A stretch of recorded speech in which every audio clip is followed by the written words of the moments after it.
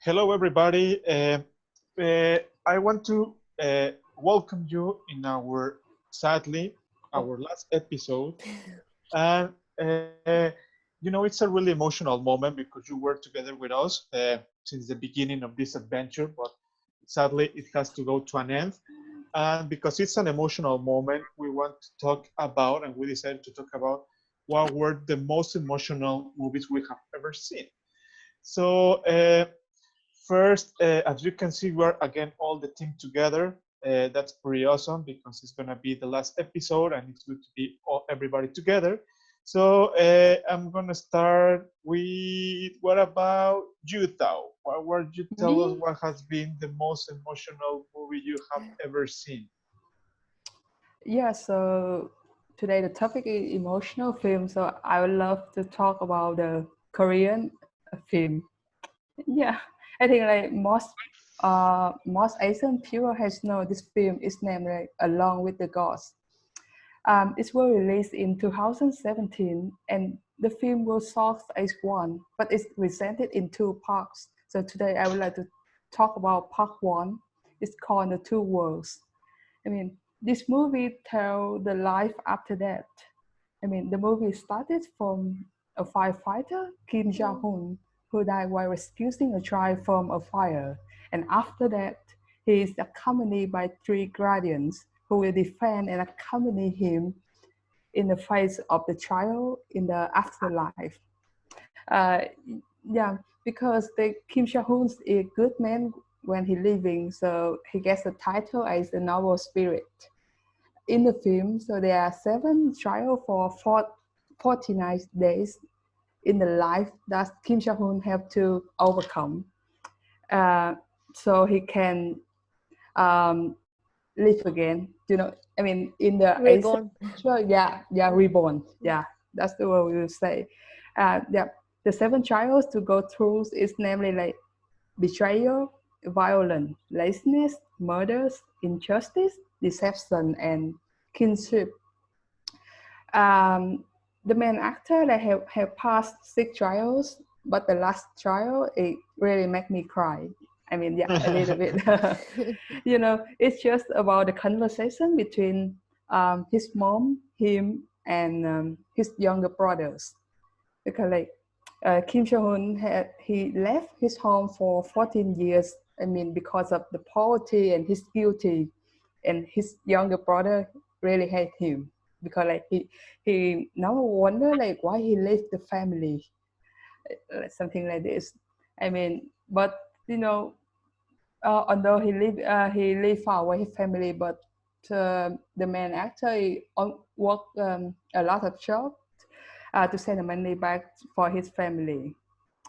I mean, yeah, the life is hard, and sometimes you have to leave your family for some reason. And So, um, what's basically what makes you like feel like really emotional about that movie? What's the theme or what's the thing that moves you?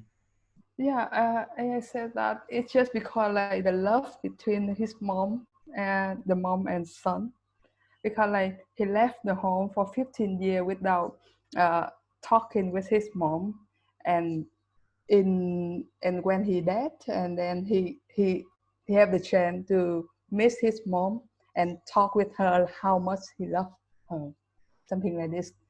And yeah, I mean this film teach me to be always to do goodness, because like what we do in the world is will be accounted in the afterlife. Yeah. Interesting. I have to admit that I have never been familiar with Korean movies, but I have heard that they are really good and it's an interesting. Uh, Yeah. it's really interesting Korean movies, and actually, well, talking with you outside the podcast and recording these videos, you have encouraged me to look more about Korean movies. No. Actually, I'm not interested in much. It's about Korean, but sometimes they make the film is so have a good content and so emotional. So that's why I'm just watch it. Yeah. How about you? Uh, why don't you tell us about your movie, Tian Tian? Oh, my Yeah. movie. Yeah. the movie I pick is called Capernaum. It's a Lebanese movie. I don't know if you have you seen that movie before or not? No. No. Sorry, yeah, I But haven't no, but watched that's it. good. I mean, that's why we're here to learn more Yeah. about other Yeah, kind of movies. yeah. So it's a Lebanese movie which tells a story of a 12 years old boy named Zain who lives in the slum of Beirut, Lebanon, sues his parents for the crime of giving him life, and he asks his parents to do not have any more newborn baby. The film follows Zain as his journey from a streetwise child to a like hardened little adult fleeing from his negligent parents, surviving through his wits on the street, where he meets a Ethiopian migrant worker woman who provides him with shelter and food, and then takes care of her baby in return. Like from my point of view, these parents is not that bad. They didn't abuse them and their other children. However, they raise their children just like keeping pets. They provide them with basic living needs, but they don't have the ability sending them to school to get education. They even sold their 11 years old daughter to a man who owns a grocery shop for marriage, and their daughter died because of the miscarriage afterwards. So like why this movie makes me feel emotional is because it's actually based on real story. The little actor then in the movie is actually a Syrian refugee who lives in Lebanon with his family. They were lived in poverty and then was illiterate. He was actually discovered by the actor on the street. So after the movie released, the government helped him and his family gain the refugee status in Norway, and they began their new life in here and then started going to school.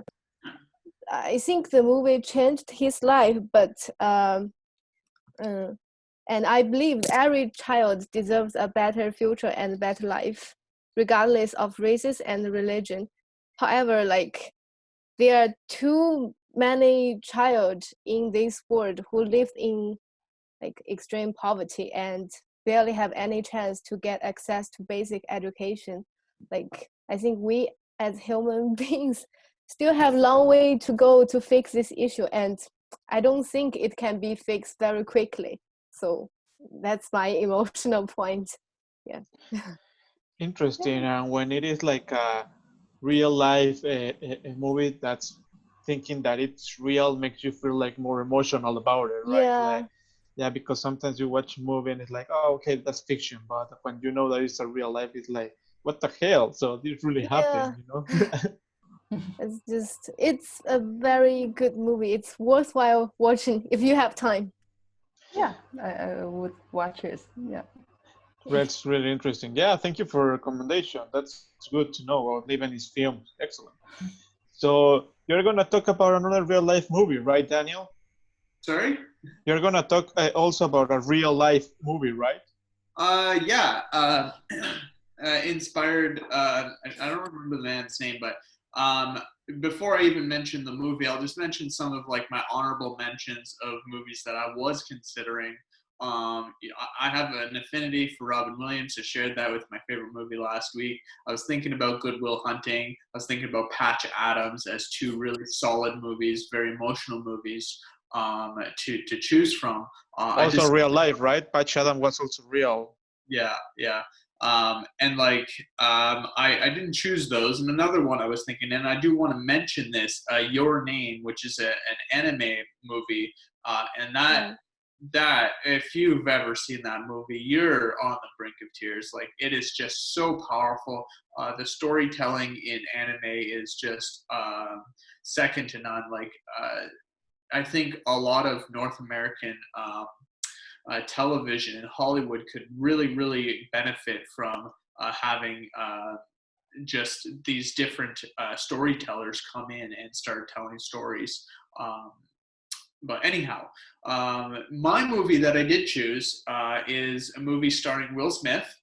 and that is the pursuit of happiness. And the pursuit of happiness is kind of just goes along the journey of a man who is kind of just not really making it out in the world. He has this idea, an invention. He's trying to sell it to different dentists, and he's able to. He buys a whole lot of them, but then ends up getting stuck with them. And each unit basically represents a month's worth of rent for him and his family. His wife leaves him. He's stuck with his son. And he's basically homeless, so they're going and living in homeless shelters and that. And then he's what he's doing is he's doing this internship at a financial broker, and he is doing this internship, and it's not paid. But he made it in, so he's spending an entire the entire period not getting paid, going every single day, hoping to be able to make it, and he ends up making it in the end, which is absolutely unreal to see the perseverance, the pursuit of happiness that he wanted to be able to provide for his son. He wanted to have a happy life. He wanted to be able to. And it wasn't about money. He ended up getting money in the end, but it wasn't about money. It was about being able to just even have the most simple things in life. And he was happy throughout the movie, nonetheless. You know, he went through a lot of struggles, but he always had a son, and his son meant the world to him. And I think that this is a really powerful thing. The bond between a father and his son, and for me, that certainly hits home for me, because I definitely have a very close relationship with my father, and seeing the sacrifices he made in his life for me. So that would be my favorite movie, most emotional movie. And I think part of the emotional movies, really you connect with the movies that connect with you. And so this movie connects with me on a personal level, and I think for others, like the movies that they might choose might affect or might be based off of their values or whatever it may be. But I think emotional movies is something that we definitely, I think people should talk a lot more about, because there's some fantastic movies out there that tell wonderful stories. Yeah, actually, this is a movie that I actually have seen, and I remember this scene when they're in the bathroom of the subway. This is the bathroom of subway, right? Yeah, that subway scene is just. Oh, that scene is really hard, man, to see. I mean, they're banging on the door. Yeah, on the door, and then him and his son are just curled up on the bathroom floor, literally just like they couldn't get inside of a shelter that evening. They have no place to stay. They're just scared for their lives. They're just desperate. Yeah, it's certainly a difficult scene to watch, but my goodness, is it powerful. Sorry, Sean. That is Jaden Smith, isn't it? It is Jaden Smith, yeah. And it's incredible, this part of how you say it, right? That, for example, when he's trying to make his son, believe that it's a game. That's the most powerful thing, you know. It's like he's saying, "There's a game. Let's go and let's hide." So he cannot be affected by the stress, or that he could not be realized what's really happening. You know, that's something really, really, really emotional, that part. Yeah, and it happens throughout the movie, you know. And he really, the idea is he's trying to shelter his son in any way possible, because what they're going through is really traumatic, and he does not want to have his son lacking in any way. He wants to provide for his son, and in the end he does, and that's just that's powerful. But like the whole process of him trying to protect his son is just so powerful. It's such a powerful imagery. I compare it very similar, that movie, to Mrs. Doubtfire, like I said, where Robin Williams tries to protect his children, and even Finding Nemo, where Finding Nemo is just where a father's pursuing for his child, across the entire ocean just to find his son. So all those movies, it's all about protecting of your children, and I think that is just really powerful image in movies. Okay, interesting. Thanks for sharing, Daniel. Really emotional, totally. Now, Sean, it's your turn, man. My emotional movie is going to be this last podcast when we watch it back. I know, man. I'm almost Oh. crying. I'm almost crying at this It's not a moment. 2-hour-long feature, Sean. Okay, so I was stuck between two. My first one, I was going to pick one that everyone knew, which was Armageddon. You know, that scene when he was like, he pushes, your man back into the thing and he's talking to his daughter and then he blows up. Bruce Willis, man. Oh, and you they're have broken like, my heart, I know. she's bawling watching him. It was like, no, that brought a tear to my. It does every time, like. But the movie I went with was a movie called The Boy Who Harnessed the Wind. I don't know if any of you have seen it. Netflix, right? It's Yeah, a it was Netflix, but it's not. I don't think it's on Netflix anymore. But it's about it's a story about a Malawian kid. His name is William. It's based on a true story. So he had he was in a Malawian town called, I think it was Wimba or something. Anyway, but the town was kind of there was a lot of farmers in the town anyway, and they really relied on like interdependency between like creating food and like the food crops in the town. But there was a famine cropping up in the town, and then like the government stopped supporting them, and then so this kid William, his family couldn't afford school anymore, so he ended up getting thrown out of school, and he started reading a book. I think it was called Used Energy or something like that. So he came up with a concept, an idea, and he started using like electronic stuff around him, and he managed to come up with a concept of how to build a windmill for the town, and so just so he could pump water into the crops again.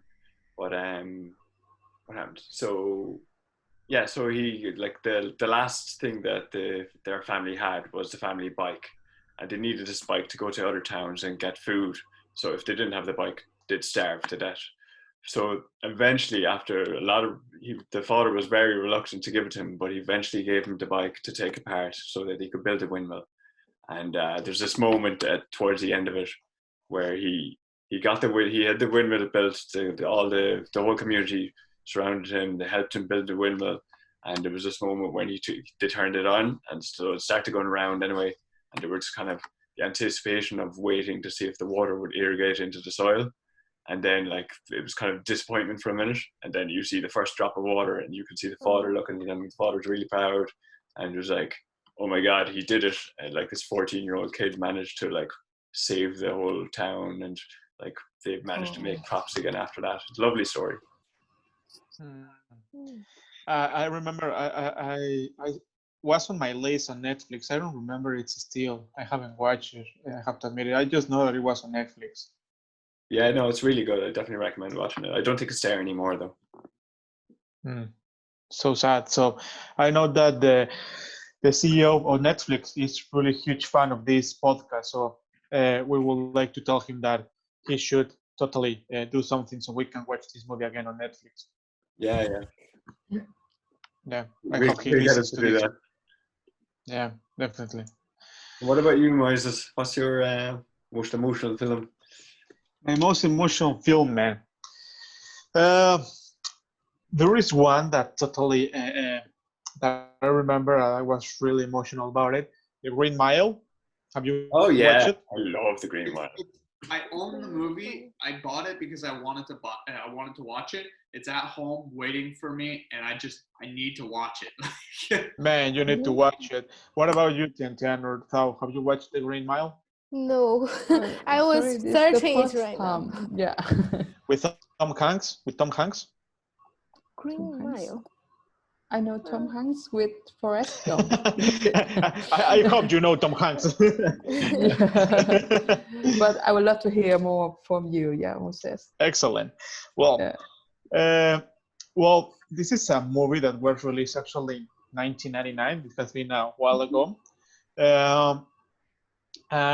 It's starring Tom Hanks with this guy, Michael Clark Duncan. I don't know if you know who is Michael Clark Duncan. Which one is he in the film? I think he's in Armageddon, or I think he's in Armageddon. Michael Clark Duncan. No, I think so. terrible. That, let me check.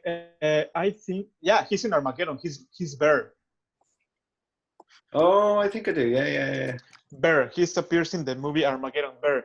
This big guy, Afro-American guy. You know, he has like a really characteristic eyesight. I don't know if you remember that guy, but well, you definitely have to see it because it's first of all, this is a movie based on one of my favorite writers, Stephen King. So it's like a movie based on a Stephen King novel, and it's a relationship between this this guy that is in a prison that is actually Michael Clark Duncan, and Tom Hanks that is a guard that is taking care of him. Michael Clark Duncan, it's gonna be like sent to the electric chair, and I don't want to spoil, but all the movie it's about why he was sent to jail and why he was sent to be killed in the electric chair. Okay, so basically that's the plot of the movie. I don't want to spoil it because I would really recommend it. Daniel, I don't want to spoil it for you. It's on my list. I actually just looked him up, and that actor you were saying, Michael, and Clark. he was in Scorpion King as well, which is like Scorpion King to me is amongst the best rock movies, Dwayne Johnson movies. He has the deepest voice I've ever come across. What's that? He has the deepest voice I've ever come across. Oh yeah, He's in Armageddon when he's like, leaving Oh, on yeah. the plane. yeah. Well- He's just hilarious. He's such like a boss, like just a boss actor. He's just like, I'll wreck something. Like he's a big dude.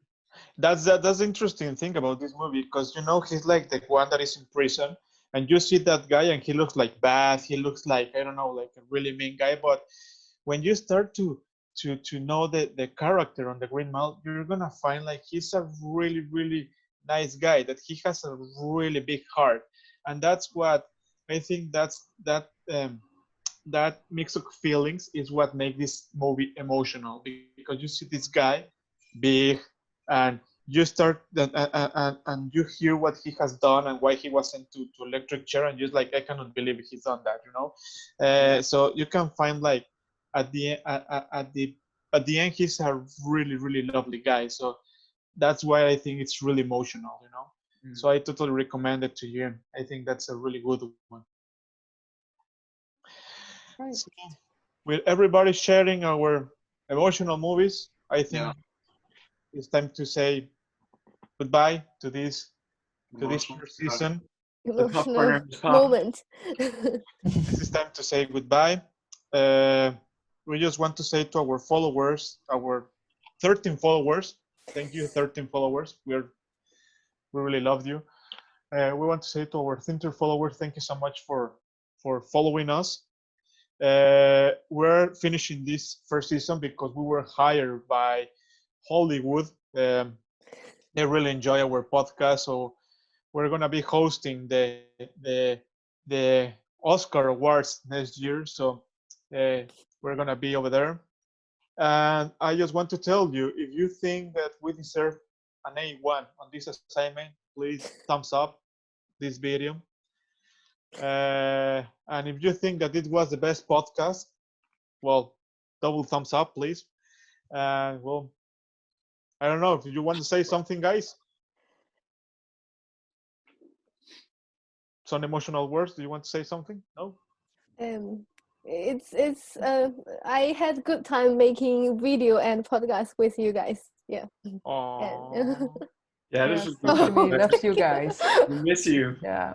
Yeah. Well, the last thing I want to say is stay safe. Hope to see you again in other circumstances. Thank you for joining us and thank you for watching us. Thank you and Bye. bye. Thanks.